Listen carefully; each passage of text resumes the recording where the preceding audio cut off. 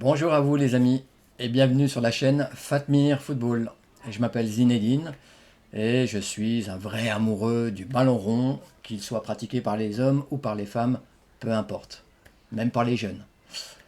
Quoi qu'il en soit, c'est vrai que cette chaîne se consacre exclusivement ou presque exclusivement aux filles. Donc si tu veux, comme moi, faire en sorte que ce football, que ce sport soit reconnu, qu'il ait plus de visibilité, je t'invite à t'abonner très rapidement, ne rien rater de mes sorties vidéo. Ça sera un tout petit geste à faire de ton côté, mais une énorme action militante, j'ai l'habitude de le dire. Pour les filles, elles en ont besoin. Cette vidéo va se consacrer donc au débrief du match Allemagne-Australie. Je fais une série de débriefs suite au match joué. Il y a 6 matchs par journée.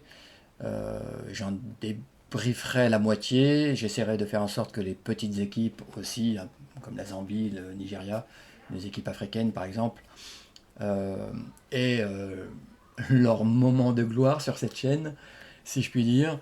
Elles ont besoin également de visibilité. Elles ont peut-être même encore plus besoin qu'on parle d'elles que les équipes déjà installées qui sont sur l'autoroute de la reconnaissance. On revient donc sur le match Allemagne-Australie. On peut dire que ça a été le feu d'artifice pour les Allemandes, pour cette entrée en matière. 3-0 contre l'Australie, qui n'a pas du tout existé. Était-elle orpheline de Sam Kerr? Je sais pas trop. Sam Kerr, elle est attaquante, elle est au bout, enfin c'est un maillon qui est au bout de la chaîne de construction du jeu, qui part donc de derrière et qui va jusqu'à l'attaque. Je suis pas sûr qu'elle aurait pu faire quoi que ce soit dans ce qu'a pu proposer l'Australie hier face aux Allemandes. Un vrai feu d'artifice, comme je le disais. C'est vrai que cette équipe d'Allemagne, qui a perdu Lena Oberdorf un petit peu avant le démarrage de ce tournoi, une pièce quand même maîtresse de l'équipe, a montré vraiment un très beau visage. Cette équipe, elle est un peu dans la lignée de ce qu'elle a pu proposer pour les matchs de qualification pour le prochain Euro, avec un style vraiment porté sur l'attaque, qui me plaît beaucoup. Je demande encore à voir, effectivement. Je pense qu'avec cette entrée en matière, l'Allemagne va se qualifier pour les quarts de finale sans trop de problèmes avec les États-Unis. Je pense que ça va se jouer entre les deux. Par contre, pour l'Australie, ça va être coton pour se qualifier, pour sortir des poules. Surtout que là, le goal average en plus est vraiment très défavorable. Je reviens sur l'Allemagne, encore une fois, donc c'est une équipe qui est très séduisante à voir jouer. Euh, et je trouve qu'elle est montée en puissance depuis son match contre la France euh, en demi-finale de la Coupe des Nations, qui a eu lieu quelques mois auparavant.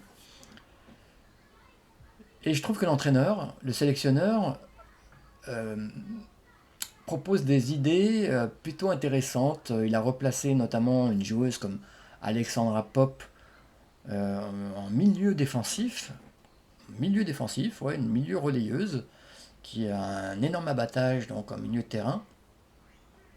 Alors, je sais qu'avec son équipe de Wolfsburg, elle a joué quand même à plusieurs postes, effectivement, notamment arrière latéral. C'est vraiment une fille qui a toujours tout donné, qui a de l'abnégation, j'y arrive, pas facile à dire, abnégation, qui pense toujours à l'équipe en premier avant elle. Et d'ailleurs, quand elle a rencontré la France, elle nous a toujours fait beaucoup de mal. C'est vraiment une joueuse que j'apprécie énormément, Alexandra Pop. Donc là, la voir en milieu défensif, c'est plutôt intéressant. Et ça permet de mettre en lumière des joueuses comme, Lena Schuller, par exemple, comme Nuskens aussi devant, euh, comme Jules Brand, qui est pour moi la meilleure joueuse du match, qui a vraiment brillé. C'est une joueuse que je trouve vraiment très intéressante et qui a, j'insiste là-dessus, vraiment virevolté sur le terrain hier. Elle était belle à voir jouer. j'ai vu qu'elle prenait du plaisir sur le terrain, ça s'est ressenti. Et puis ça s'est ressenti aussi au niveau du score, hein, puisqu'elle a fait une passe décisive et puis elle a marqué un but. Donc une joueuse très intéressante qui vient aussi du club de Wolfsburg, qui va faire parler d'elle dans les mois qui viennent, ça c'est sûr et certain, qui va faire parler d'elle lors de ce tournoi. Je la vois bien rafler le titre de meilleure jeune du tournoi. On en reparlera à la fin. Mais c'est une joueuse que je vais suivre particulièrement. Donc comme j'ai dit, 3-0, sorti de ça, le score est implacable. Il n'y a pas grand-chose à dire, hein. Encore une fois, l'Australie n'a pas du tout existé. Cette équipe australienne n'est pas très différente de celle qu'on a rencontrée il y a un an à la Coupe du Monde et qui nous a sortis, hein. Là, je fais le débrief à J plus 1. L'équipe de France a joué son match contre la Colombie. Bon, ça va bien évidemment mériter un débrief sur ma chaîne. J'ai beaucoup de choses à dire sur l'équipe de France qui m'inquiétait déjà avant le coup d'envoi de ce tournoi.